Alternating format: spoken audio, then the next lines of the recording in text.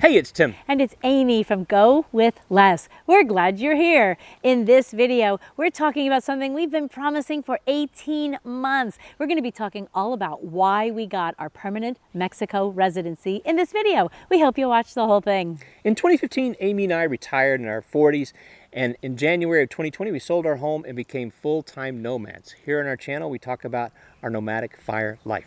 That's right. So we're going to get into two parts of this video.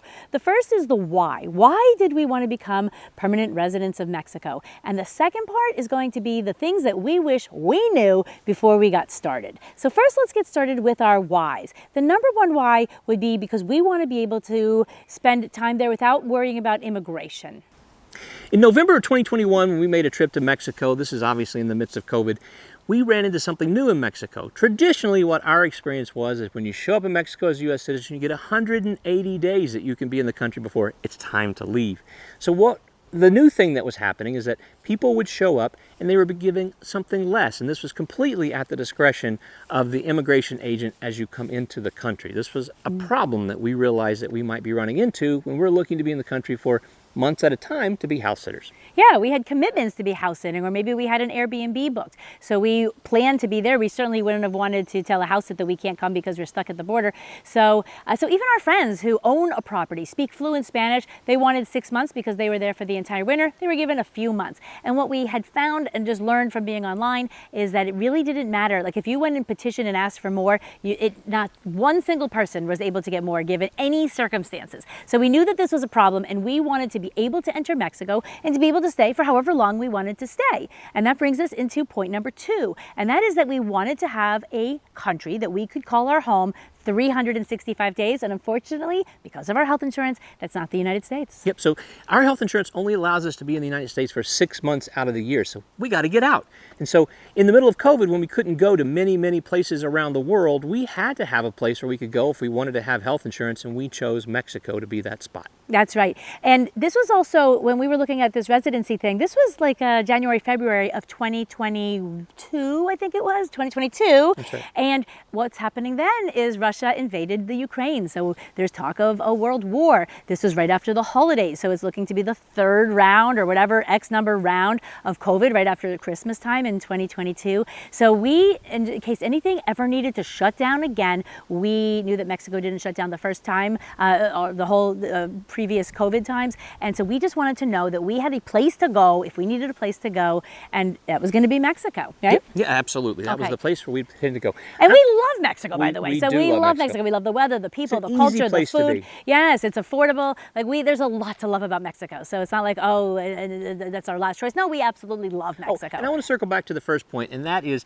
something else that we weren't aware of is what might happen to you if you do overstay your visa in Mexico. So we had heard a complete range of things that might happen, including you get a slap on the wrist, they just let you back, you leave the country and you're good. They fine you up to, they put you in Mexican jail. So we certainly didn't want to run that risk. That's right. So we want to follow the rules. We're rule followers. Okay, the third one isn't the reason we got it, but the first two reasons, either one of those would have stood on their own for us as a reason to get it, our Mexico residency. But the third is just like the cherry on top, and that is it just gives us more options in long-term care as we get older. We're both in our 50s. When we got our residency going, we were kind of in our earlier 50s, and we wanted, this is like decades hopefully off in the future, we wanted a place to have more affordable long-term care. As far as we understand, the Mexican people have a more of a respect for their elderly, much more so than we see maybe in the United States. And it's more affordable. And again, they have nice weather. They have a lot going for it. So this wouldn't be the reason to get it right now, but also we wouldn't have to be dealing with any of the bureaucracy and all of that while we were older. It just kind of was like, okay, well, that's like a third good reason. Yeah, I think as the older we get, sort of the more these complex things moving through the bureaucracy of trying to immigrate to another country, to get residency in another country, the complexity of this isn't necessarily straightforward. And so as we have cognitive decline or the things that just happen as you get older, it could be more of a challenge. So we figured now's a good time to make this happen. And the cool thing about Mexican residency is you can stay in the country. Once you have it, permanent residency, you can stay for 1 day or 365 days. It doesn't expire for all of time. So like, what the heck, just get it done. That's right. Yeah.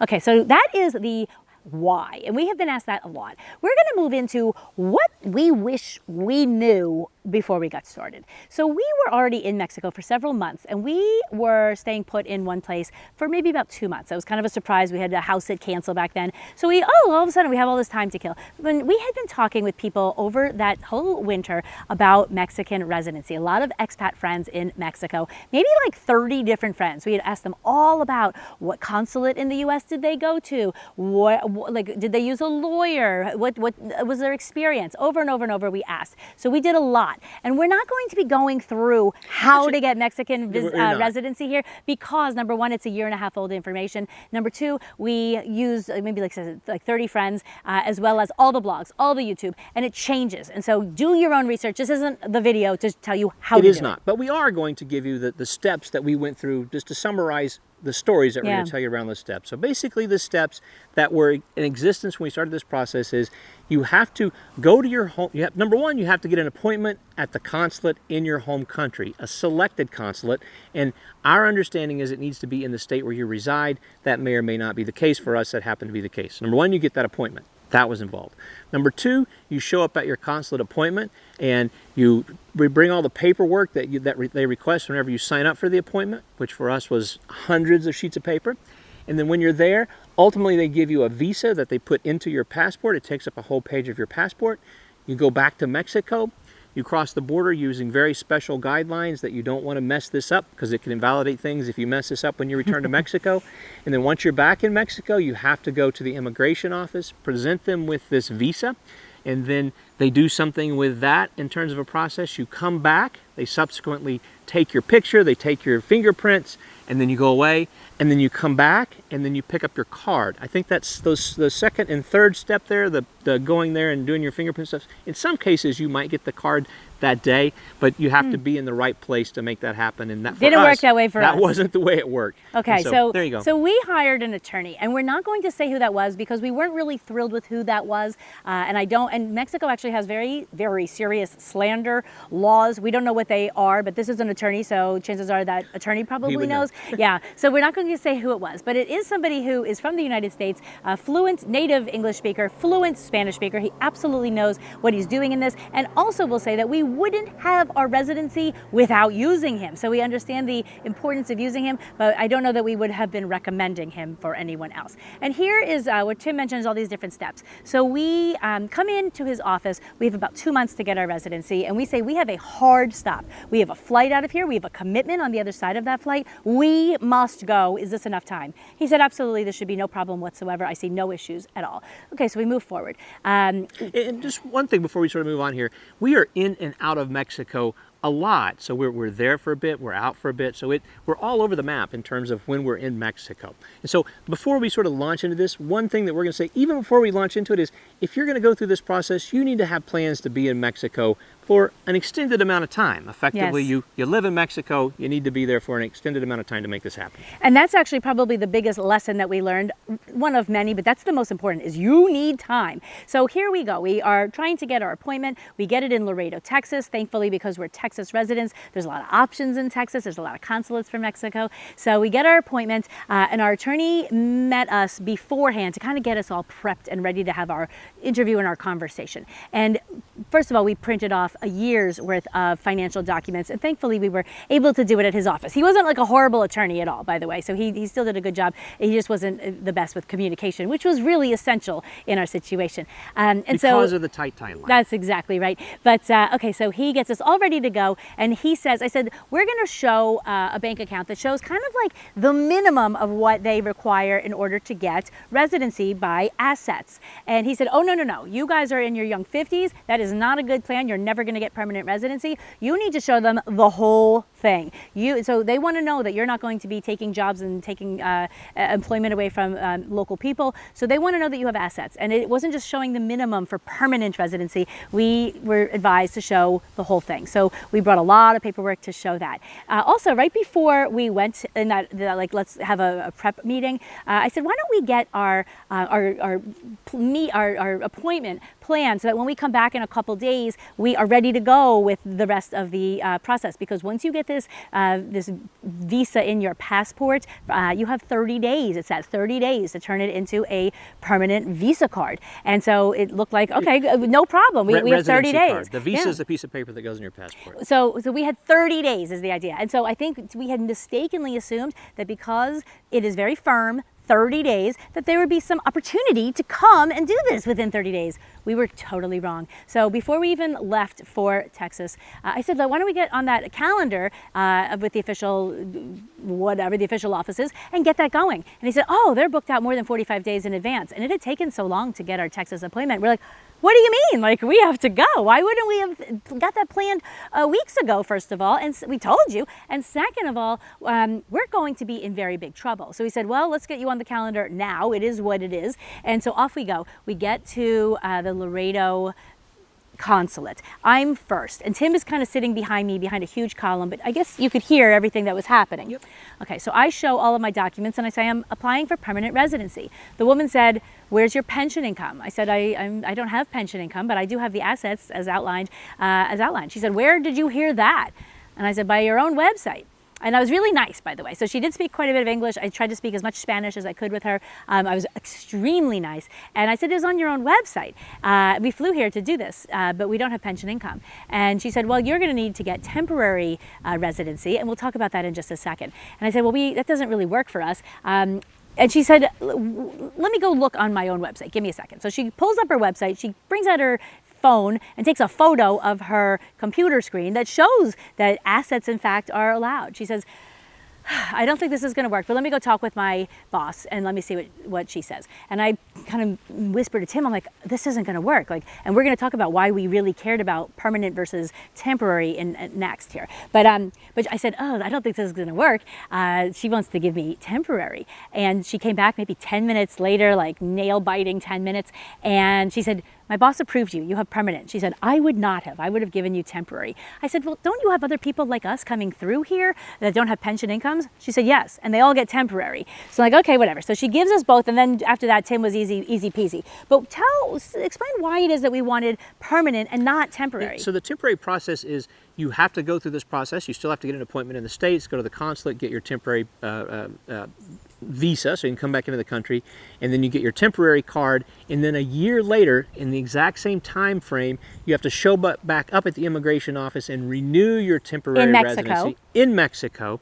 And then after that, 4 years after that, you have to show back up again, ultimately to convert that residency back into permanent residency. Yeah. So it's multiple. So there's a lot more bureaucracy involved with doing this. You have to do it 3 times instead of once. And also, it's just we weren't going to be in Mexico. It pins us to Mexico at times when we may or may not be there. So we didn't have plans. As a matter of fact, the timeline when we would have needed to be back in Mexico, we had plans to be in Asia. So it really would have been bad if we got temporary residency, because it would have forced our hand to be back in Mexico. Yeah, we had a flight booked and everything. So okay, so when she says you're going to get temporary, I'm like, we're not even going to be here in a year to convert this, and we have to pay all this money to make that happen. So we didn't even know if that whole entire trip of flying to the U.S., renting a car, a hotel, all of that was a complete waste of time, hiring an attorney.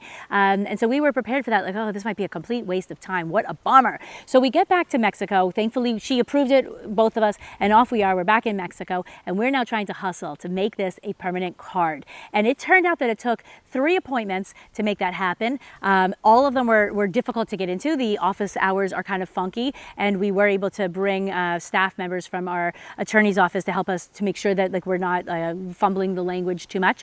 And but they just take a really long time. They didn't have like the laminating supplies, and they didn't have all the cards that make this happen. And so it took a long time. And because we had this hard stop, we were like, if we were to leave without this being converted into residency, it would have been like we did absolutely nothing at all. And the entire cost that we had sunk in was about $2,000. That included the hotels and rental car and flights plus the lawyer, and all the fees to have the government fees to pay for our visas. So it would have been a complete waste of time. And our flight was on at 9 o'clock. I'm sorry, it was in the morning, on a Monday morning, and we got it when? So we finally got our card the Friday morning before our flight on Monday. And we were wondering if it didn't come through, and we begged. We went to the immigration office and begged them, and thankfully we had somebody who was very sympathetic, and she helped us out. She also said, you know, you don't need, she spoke amazing English. She said, you don't need a lawyer to do this. We can help you. Again, everyone doesn't speak English. She was incredible, and we had other friends after us who went and did exactly that, and it worked really well for them. But it was extremely nail-biting, extremely stressful, and that's where it was hard having our attorney, because he wasn't returning our calls for days and days. Meanwhile, this is day to day of, are we getting this? And what are we going to do? What's our plan B? We do have this flight. So is one of us going to get on that plane and go and move ahead with our house sit in the United States while the other one stays behind? One person can't pick up another person's residency card. You have to sign for it. So you must be there. So if anyone leaves without their card in hand, it is done for them. So we debated, is one person going to come and leave the other one behind to get it, and at least one person has it? And the answer we both decided was, we're both going to be together, whatever it is, we're gonna do it. And like, again, we were due, and so thankfully it came at the last minute. It was unbelievably stressful. We are happy that we have it now. Looking back, our biggest suggestion is, number one, have enough time, have plenty of time. It's one thing if you're there for months and months and months and months, great, don't have any plans. They might say 30 days, it could be 60, it could be 90, it could be more. So do not make plans to leave the country. And number two, consider, if you're looking at this permanent residency, to come with all that you have, not just the minimum threshold to be approved. And all the assets, to be prepared to show all the assets that you have. And if you have pension income, even better, because that's really what they were looking for. So I think that answers the questions that we wanted to respond to. So we're glad that we finally got that out. Sorry it took so long, but we'll see you later. Hasta luego. Adios.